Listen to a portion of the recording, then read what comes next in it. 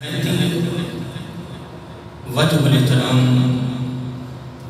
خانوادہ رسول صلی اللہ علیہ وآلہ وسلم اور معزز سامعین حضرات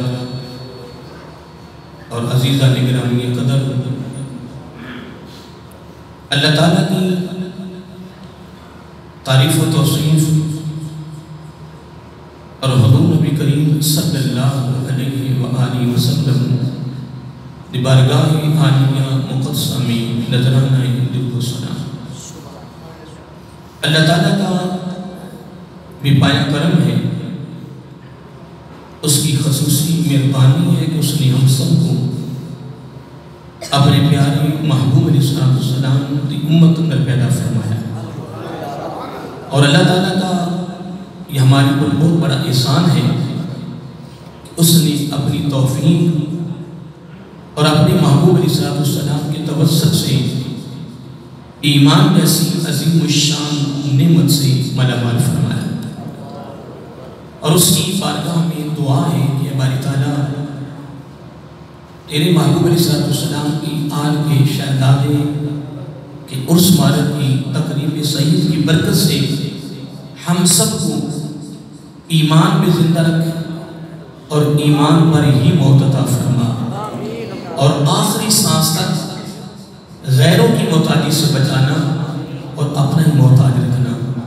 یہ آج سالانہ عرس مبارک کے موقع پر آپ کے لیے خصوصی یہ پیغام ہے، یہ اپنے دامن میں رکھیں، اور آج جب آپ یہ سلسلہ اپنی زندگی اندر چلانا شروع کریں، اپنی زندگی کا حصہ بنا لیں، بلکہ اس کو اپنے اوپر لازم کر لیں، کیونکہ اس زندگی کا کنارہ ہے جب موت آتی ہے، لیکن اگلی زندگی کا کنارہ نہیں ہے، وہ بڑی طویل زندگی ہے، بڑی لمبی زندگی ہے۔ تو میرا آقا علیہ السلام نے فرمایا اگر اس زندگی کا آغاز ایمان سے ہو گیا تو وہ جنتی ہو گیا۔ یہ بڑی خصوصی بات جو میں نے سالانہ عرس مبارک کے موقع پر آپ کو دے دی ہے۔ سید امام علی صاحب رحمۃ اللہ تعالیٰ، سید محمد حسین تنویری مشہدی رحمۃ اللہ تعالیٰ، ان کے سالانہ عرس مبارک کے موقع پر جامعہ مسجد تنویر مدینہ میں تقریب سعید میں آپ کو مجھے یہ خصوصی پیغام جو زبان نبوت سے امت کے فکر میں نکلا ہے، امت کی محبت میں نکلا ہے، امت کی شفقت میں نکلا ہے، اور امت کے در کے لیے نکلا ہے، اور امت کی کامیابی کے لیے نکلا ہے۔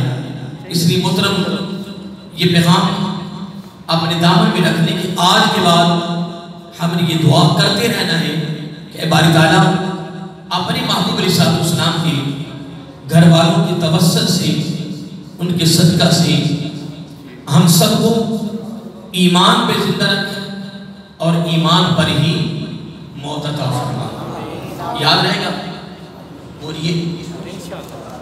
یہ میں کوئی اپنی طرف سے بات نہیں کی ہے، یہ میرا آقا علیہ السلام نے خصوصی طور پر اپنی امت کو تعلیم دی ہے، اور حدیث کے لفظ یہ اس طرح آتے ہیں، اس کا مفہوم پیش کر رہا ہوں۔ میرا آقا علیہ السلام نے فرمایا تمہارے اوپر دو دعائیں کرنا فرض ہے، اس طرح کے لفظ آتے ہیں، فرض علیکم کا لفظ آتا ہے، تمہارے اوپر فرض ہے۔ کتنی دعائیں؟ دو دعائیں کرنا تمہارے اوپر فرض ہیں۔ میں نے یہ پہلے بات کر دی ہے کہ یہ آقا علیہ السلام کو اپنی امت کے ساتھ محبت ہے، اپنی امت کا فکر ہے میرے آقا کے دامن میں، آقا علیہ السلام کو شفقت ہے اپنی امت کے ساتھ، اور اگر فقان قاب قوسین کے آگے او ادنا کی آغوش میں بیٹھ جائیں، کیا؟ او ادنا کی آغوش میں، جہاں پردے بھی ہٹ گئے، حجابات بھی ہٹ گئے، اور آج لوگوں نے یہ ترجمہ لکھا ہے کہ یہ جو ماتا البصر و ماتا خواب، وہاں جو زیارت ہوئی ہے، جو دیدار ہوا ہے، جو ملاقات ہوئی ہے، وہ جبریل علیہ السلام کی ہوئی ہے۔ اللہ کے بندوں کیا ہو گیا؟ سید الملائکہ جیسے اربوں اور کھربوں فرشتے جمع ہو جائیں، آقا علیہ السلام کے جو جوڑا مبارک کو دھول لگی ہے اس کے ذرے کے مقام کو بھی نہیں پہنچ سکتی۔ کیا ایک فقط جبرائیل کا دیدار رہ گیا تھا جو نہیں محترم، اور آج ایک روایت پیش کرتے ہیں کہ ام المومنین حضرت عائشہ الصدیقہ رضی اللہ تعالی عنہا وہ فرماتی ہیں کہ جس نے یہ کہا کہ نبی علیہ السلام نے رب کا دیدار کیا ہے، اس نے ظلم کیا ہے، لیکن خدا کی عزت کی قسم اس ایک روایت کے علاوہ کوئی اور ایک روایت بھی نہیں نکال سکتا. لیکن حضرت عبداللہ بن عمر رضی اللہ تعالیٰ عنہ، حضرت عبداللہ بن عباس رضی اللہ تعالیٰ عنہ، حضرت کعب رضی اللہ تعالیٰ عنہ، حضرت عبداللہ بن عمر رضی اللہ تعالیٰ عنہ اور حضرت ابو ہریرہ رضی اللہ تعالیٰ عنہ اس ایک روایت کے مقابلے میں کثیر صحابہ کرام خود اس چیز پر قائل ہیں، متفق ہیں کہ آقا علیہ السلام نے اپنے رب کا دل کی آنکھوں سے بھی دیدار کیا ہے اور ظاہری آنکھوں سے بھی دیدار کیا ہے. دیدار کیا ہمارا عقیدہ ہے، الحمدللہ ہمارا ایمان ہے کہ رب کا دیدار کیا ہے. یاد رکھیں اگر فکانہ قاب قوسین تک اگر بات محدود ہو جاتی نا، بات رک جاتی تو پھر تو جھگڑے پڑ جانے تھے، پھر مناظرے بھی ہوتے، بحث و تکرار بھی، پتہ نہیں کہاں سے کہاں تک لوگ چلے جاتے. جس طرح مختلف موضوعوں کی مناسبت سے لوگوں نے پتہ نہیں کیا لکھ دیا ہے اور کیا بیان کر دیا ہے، پتہ نہیں کہاں سے کہاں نکل گئے. لیکن اللہ تعالیٰ نے فقان قاب قوسین تک بات کو بند نہیں کیا، محدود نہیں کیا، یہاں ختم نہیں کیا. جو اگلا جملہ تھا نا او ادنا، کیا بس اللہ تعالیٰ نے جھگڑے سارے ختم کر دیے. دیکھیں نا یہ کمان ہے، یہ کیا ہے؟ بولیے کمان. اس طرح کمان ہوتی ہے نا، لیکن اس طرح کی ڈوری لگا دی جائے، دھاگا ایسے کیا جائے تو یہ کمان ہے. یعنی دو کمانوں کا فاصلہ رہ گیا. تو دیکھیں اگر دو دوست آپس میں ملے نا، ملاقات کرتے ہیں تو مسافر کے علاوہ جب معانقہ کرتے ہیں تو دونوں طرف سے ہاتھ ایسے پھیرتے ہیں، ادھر سے بھی اور ادھر سے بھی. ایسے ہی ہے نا، ایسے تو نہیں ملتے. دیکھ لیں ہوتا ہے کہ ایسے مل رہے ہوں اور ایسے مل رہے ہوں، ہاتھ بند کیے ہوں اور جناب سینے سے سینہ مل رہا ہو. آج کا تو سینہ لگنے نہیں دیتے، اس لیے اس دل میں محبتیں نہ رہی، پیار نہ رہا، انس نہ رہا، خیر خائی نہ رہی، پیار نہ رہا، تعلق نہ رہا، قربت نہ رہی. یہ جو ہمارے دل ہیں یہ قدورت سے کینہ، دشمنی، عداوت، بغض، منافقت، کوڑ پن سے بھر گئے. لیکن دوستو اگر مسافہ بھی پورا کرتے، آقا علیہ السلام کی سنت کو ادا کرتے تو یہ سارے پردے ہٹ جاتے. قدورت کے، منافقت کے، عداوت کے. دنیا دار تو دنیا دار ہے، دینداروں کا بیڑا غرق ہوتا جا رہا ہے. کوئی کسی کو پسند نہیں کر رہا تو قبر میں جا کر آقا علیہ السلام کو کیا جواب دو گے؟ سید امام علی شاہ صاحب رحمت اللہ تعالیٰ کے سالانہ عرس مبارک کی تقریب میں پہلی نشست میں یہ خصوصی پیغام ہے. اگر تیرا یہ عقیدہ ہے، تیرا ایمان ہے کہ قبر میں ملاقات آقا علیہ السلام سے ہونی ہے، پھر اس طرح ملاقات کر کہ منکر نکیر ہم سے پوچھیں بتا کہ ہستی کون ہے. تو میرے آقا علیہ السلام فرمائے آج اس سے نہیں پوچھنا، آج میں نے بتانا کہ یہ کون ہے.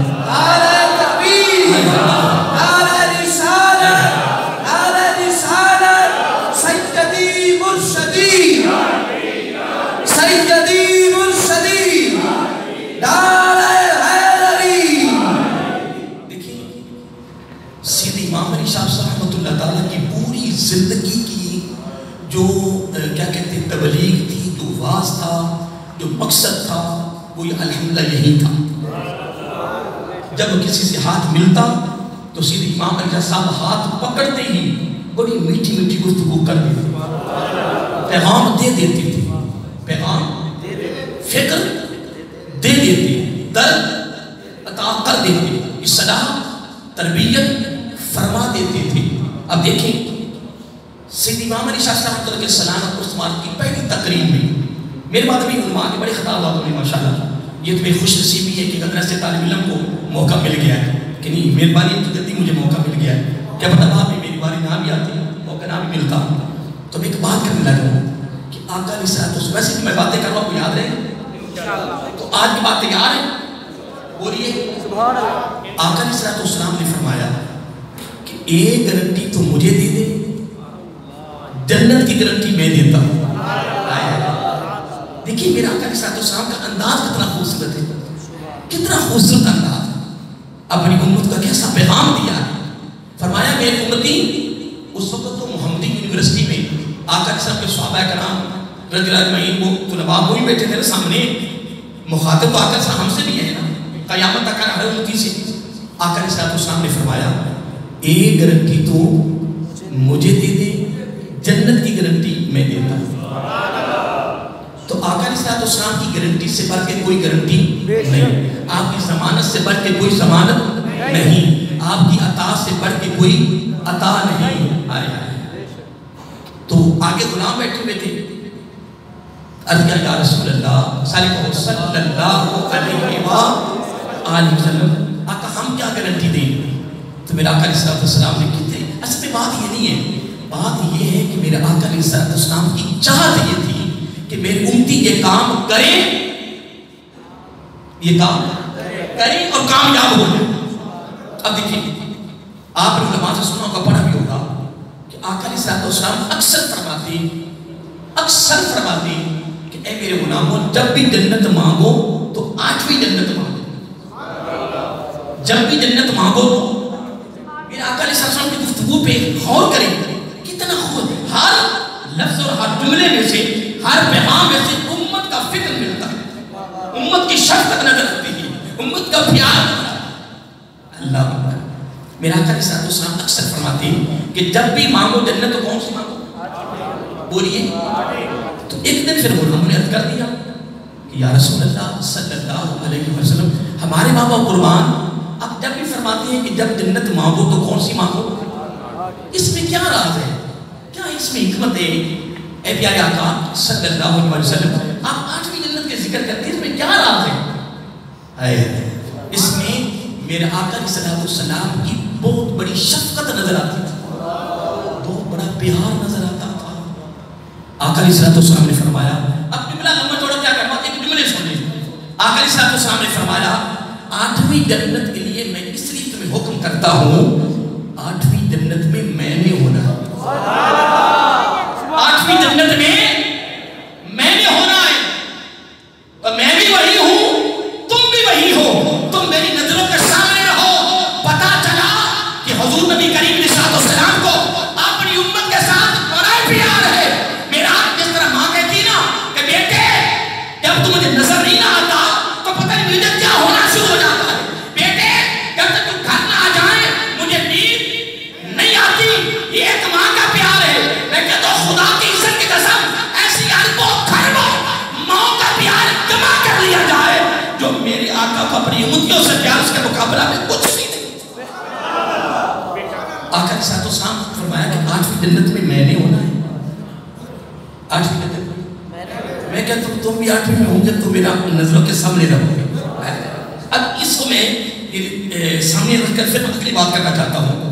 آقا علیہ السلام چاہتے تھے کہ میرا ہر امتی کامیاب ہو جائے، ہر امتی. دیکھیں آج اعتراض کرتے ہیں کہ حضرت امام حسین رضی اللہ تعالیٰ عنہ میدان کربلا میں لوگ کہتے نہیں اللہ تعالیٰ معاف فرمائے. مجھے تو یہ جملہ کہتے ہیں جب بھی ڈر لگتا ہے اور شرم آتی ہے اور حقیقت نا مجھے خوف آتا ہے، لیکن بس وہ بات کرنی پڑ گئی، بس بات آ گئی. نبی پاک بڑی مدد کرتے ہیں، علی بڑی مدد کرتے، یا علی مدد. تو یہ میدان کربلا میں جب مخالفین نے اتنا کچھ کیا ہے تو وہاں پانی پاتا ہے، اس وقت مدد کرنے والے کہاں چلے گئے؟ کیا ہو گیا جی؟ اللہ تعالیٰ معاف کرے، اللہ تعالیٰ معاف کرے، اللہ تعالیٰ معاف کرے.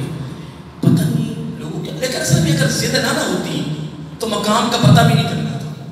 اگر فقط دن نہیں رہتا تو رات کی قدر کیسے، دن کی قدر کیسے ہونی تھی اگر رات نہ ہوتی. اس لیے آگے بڑی لمبی مثال دی سورۃ فاتر میں، رب نے بڑی بڑی مثالیں دی ہیں سمجھانے کے لیے، اصلاح کے لیے. تو میں ایک بات کر رہا تھا، قدر تب ہوتی جب زد میں کوئی چیز ہو، تضاد میں آئے نا، مقابل میں کوئی چیز ہے تب پتہ چلتا ہے، تب پتہ چلتا ہے. ایک جملہ میری زبان پہ اب اچانک آ گیا ہے. میں کہتا ہوں کہ وہ جب چھوٹے بچہ روزہ رکھ لے، نفلی روزہ تو ویسے بھی اجازت ہے، ہر بندے کو اجازت ہے. اگر دوست کوئی آ گیا ہے نا، کوئی قریبی آ گیا تو اس نے ضد کی نہیں کہ میرے ساتھ کھانا کھاؤ، تو روزہ توڑ سکتا ہے. روزہ رکھنے سے قبل، نفلی روزہ رکھنے سے قبل اختیار تھا، رکھے یا نہ رکھے. اگر رکھ کر توڑ دے گا تو پھر اس پر ایک روزہ رکھنا واجب ضروری ہے. یہ مسئلہ ہے. کیا ہے یہ مسئلہ ہے؟ ٹھیک ہے، میں بات کرنا تھا کہ چھوٹا بچہ روزہ رکھ لے گا. کیا روزہ؟ اب عصر کا وقت ہو گیا، مغرب کے بالکل قریب، کوئی گھنٹہ آدھا گھنٹہ رہ گیا، بچے کی حالت عجیب ہو گئی، حالت غیر ہوتی جا رہی ہے. ٹھیک ہے جی، گھر میں پانی بھی ہے، مشروب بھی ہے، گھر میں پھل بھی ہے، گھر میں ساری چیزیں موجود ہیں، اور بچے کی حالت بھی عجیب ہو رہی ہے. روزہ افطار کے وقت بھی قریب آ رہا ہے. کبھی ماں اٹھاتی ہے، کبھی باپ اٹھاتا ہے، کبھی بھائی اٹھاتا ہے. کیوں اٹھا رہے ہیں؟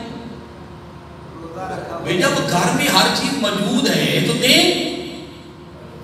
نہیں بات سمجھی؟ جب گھر میں ہر چیز موجود ہے، ماں بھی نہیں کھلا رہی، باپ بھی نہیں کھلا رہا، پھوپھی نہیں کھلا رہی، چچا نہیں کھلا رہا، اٹھا کے سہارے دے رہے ہیں. کیا سہارے دے رہے ہیں؟ دیکھ بس وہ سل گروپ ہو رہا ہے، وہ سل گروپ ہو رہا ہے. بس بالکل یہ تھوڑا سا وقت رہ گیا. نہیں سہارے دے رہے ہیں، سارا کچھ گھر میں موجود ہے، تو ماں کو پیار نہیں بیٹے سے؟ کیا اس بیٹے پہ روزہ فرض ہے؟ اور اگر توڑ بھی دے تو کیا اس کو 60 روزے پڑ جائیں؟ علماء بیٹھے، ماشاءاللہ بڑے بڑے اکیلی علماء بیٹھے، اس کو 60 روزے پڑیں گے؟ وہ تو اس کا ذوق تھا، اس کی لگن تھی، بس وہ فاتح نے اٹھایا ہی اس کو.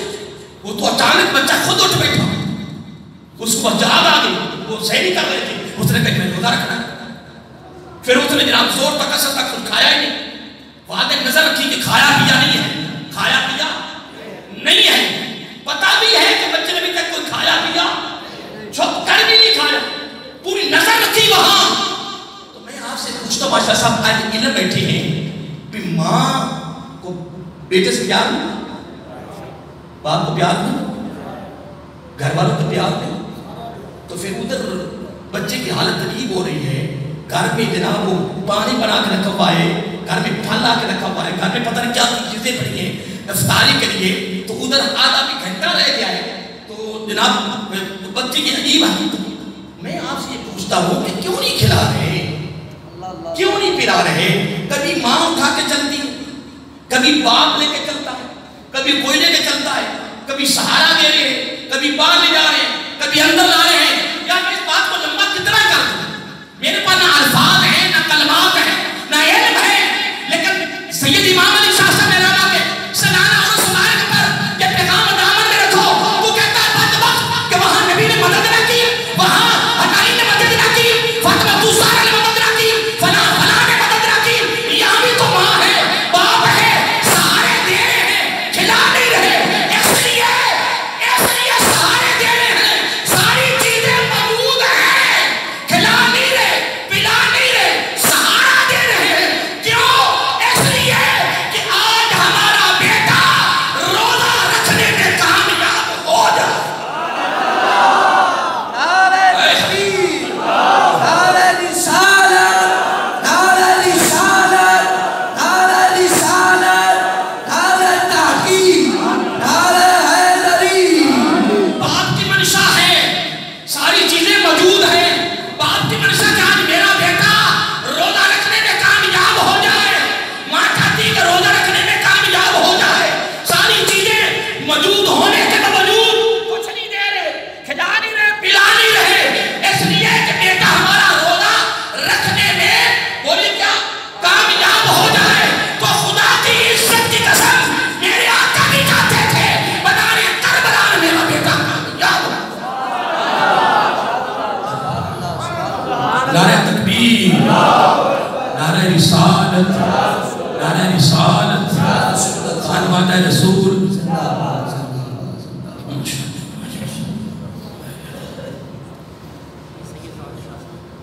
نعرہ تکبیر، نعرہ رسالت، نعرہ رسالت،